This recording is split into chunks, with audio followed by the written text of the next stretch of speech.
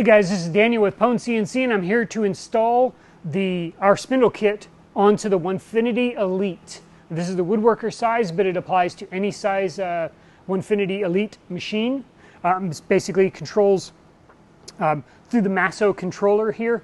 We're going to show you how to plug it in, how to get it running, and even do a very simple test carve, air carve on it.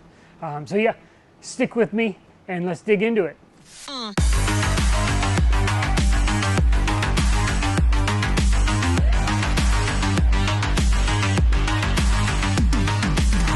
In your spindle kit, you'll basically have our electronics package, which is our VFD enclosure. Currently it's version 4. It includes the plug-in power, the plug-in spindle power. This is an EMI filter, by the way, so you get it kind of isolates the power coming from the wall going into the box so that you try to reduce as much interference as possible. On the other side, we have got our PWM line, which is what we're going to use on the Elite. We have the Modbus, which is what you would use on the older Onefinities. We have our IoT power strip plug, as well as our manual override, our MOS plug. We'll also provide a heavy-duty wall plug. We encourage you to use our plug because it will provide and cover the amperage that this VFD may be pulling from your circuit. It includes the matching spindle power cable. This depends on your motor. If you've got the smaller motors, it's going to have an H17 connector. If you've got one of the 80mm motors, it's going to have an H20 connector on the end. And then of course on the VFD side, we have got our not really proprietary, it's a WS16 aircraft connector that plugs right into the VFD. Next, we have got our control cable. Now this is just the generic ferrules connector, but on the Onefinity Elite, it's basically going to come with a control cable that has two GX12 6-pin connectors on it. One side, and it doesn't matter which side it is. One side plugs into the VFD, the other side plugs into the Masso controller, the touch controller on the Elite. Let's see, of course we've got our motor here. This is the 80mm 1.5 kilowatt water cooled. And of course we do have some features where you can add no leak connectors. Through some research and that sort of thing, we found a company called Coolants. So if you wanted additional connectors, you can go to them and they have various connectors. We're using the QD2. So if you wanted additional connectors or something like that, you could buy them from them individually. We sell an upgrade pack, which includes two. We reached out to them and custom made two, or a motor, something we can screw right into the top of our motors, basically. So I unscrew these, screw the quick connectors, coolants connectors onto there, and there we go. We've got a no leak plug for our water cooled spindles. On the machine, I have got the air-cooled 1.5 kilowatt 80mm ER20, both of these are ER20 motor on there, and that's what that's what I use on my machine. Included also in your kit is a couple of wrenches. These are really cool. I've looked everywhere for these, and it's really hard to find. These are thick 5mm hardened steel wrenches. These are really nice, very comfortable, especially with our grips here. And I think I've got another 2,000 of them on the way. They should be arriving by sea any day now. If you've got the 80mm ER20 spindles, it's going to come with a 1/2 inch, a 1/4 inch, and an 1/8 inch collet. But we also have additional collets as well as metalworking collets if you want to get a little more precision out of it.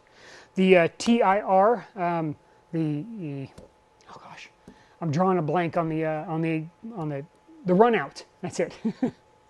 The runout of our spindles, I believe, is a 0.01 or 0.001. It's on our website, listed on our website. But that's more than enough for these woodworking collets and the woodworking nut, which by default all nuts are balanced at 14,000 RPMs, which is more than enough for woodworking purposes. On our metalworking spindle or metalworking collet nuts, they are balanced at 18,000. That's why they're nice, pretty, and fancy and silver. But I actually did have to pay extra to the manufacturer to get them to balance it at a much higher rate. And of course that's something that contributes to metalworking. So, but for all of us making wood or carving wood or even just basic aluminum, the metal or the woodworking cullets and such are fine. But yeah, if you want to go that extra mile, we've got all that metalworking supplies that are slowly growing in our catalog. Let's see. So we've got all of our parts. Let's dig into the actual installation, and I will show you. Yeah, let's get on with it.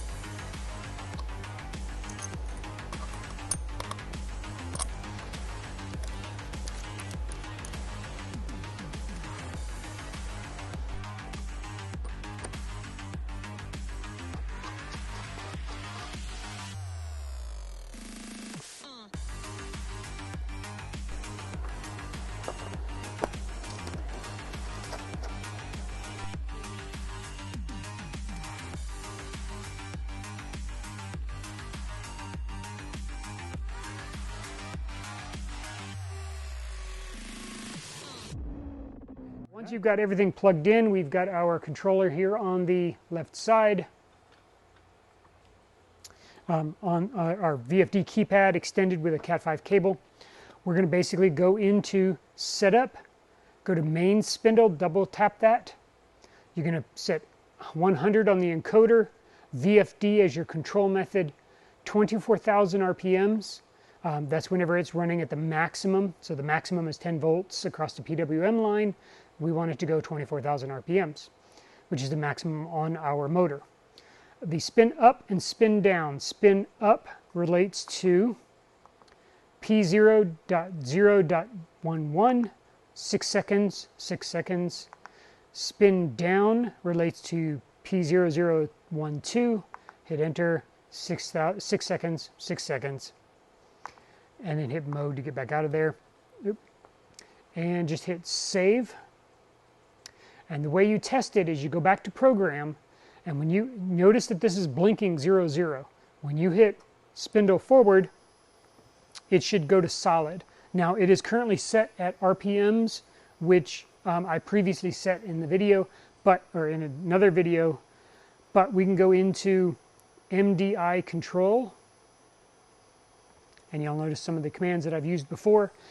If we change that to S5000, it will spin up to roughly 5,000, about give or take 5 or 10%. I forget the exact number, but it relates to the voltage coming across a line and that sort of thing. But needless to say, it's about 5,000, which is more than enough for any carves or something like that. About 100, 110 RPMs doesn't really make that much of a difference. So we've got the S6000 or 5,000, S3000. We can, or actually that's S300, S3000. But you can see how entering these commands, these G-code commands directly into the MIDI window will allow you to control the speed. And of course it stops. Hit exit, and you'll notice that when we hit spindle stop, it should go back to blinking. This basically means your spindle is now fully controlled by your Masso controller. The M3 command triggers the forward, which is a forward function, this little LED right here. M5 triggers the stop and puts it back into stopped mode. Okay, if you guys are ever having any trouble with your automatic controls, I don't want you dead in the water. So what we're going to do is I'm going to demonstrate how to use it in manual override mode. So there is a switch on the side of the VFD, and we'll flip that up, and that puts it in manual override mode. And basically it means all of the controls to run your spindle is right here on this keypad. We hit run, that puts it into forward mode, turn this dial, and it runs the RPMs. Hit stop, and it stops. And of course your dials is still set. So that's how you run it in manual override mode. This is exactly the way you'd run it, run a palm router. You just flip the power on, which is basically run. You set the dial for where you want the RPMs to go, run your carve, hit stop, and you're all done.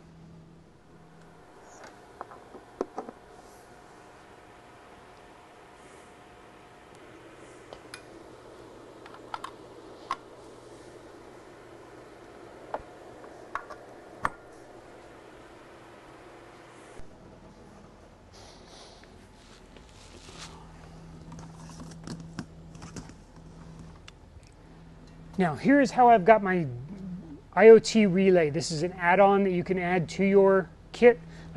We offer these digital loggers, power strips, a simple IoT. You have a couple of normally off, an always on, and a normally on that goes off when triggered.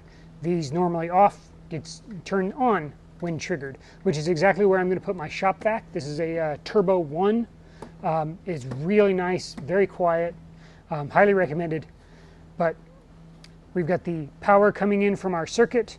We've got it plugged into the power strip. We've got the shop vac plugged into the normally off, and we have our plug plugged right into the side using a simple 2-conductor wire heading over to the VFD I showed you earlier. When the, let me see if I can get this in the right angle here. Okay, keep a close eye on the power strip, because whenever the motor goes all the way above 5,500 RPMs, the shop vac will kick on. There it is. You can tell that based on the green light that pops on. And then when it goes below 5,500, it turns off. All right, so I've got my system set up. I'm going to put in my bit. I'm going to zero it out, which I've already zeroed it out. I'm going to put my, this is the removable brush track with a spacer. You can use it with or without if you need that extra ½ inch. Pop that on. You got your bit under there. Got my shop vac already hooked up and set up through the IoT relay. I've got a very simple test carve here, which is just, it'll do a couple of circles and that's it. We're just going to carve some air. So I've set the Z height pretty high so that when it goes down, it's just carving air and then comes back, just to show you the whole cycle. We can see what it's doing here on the VFD screen as we're running our program. So we're going to go over to Program. We're going to hit the green button. Come on. Load the file. Load. Program. Spins up to 15,000 RPMs. Triggers the VFD, the IoT power strip, which turns on our shop vac. Runs through the carve. When it is done, here in just a second,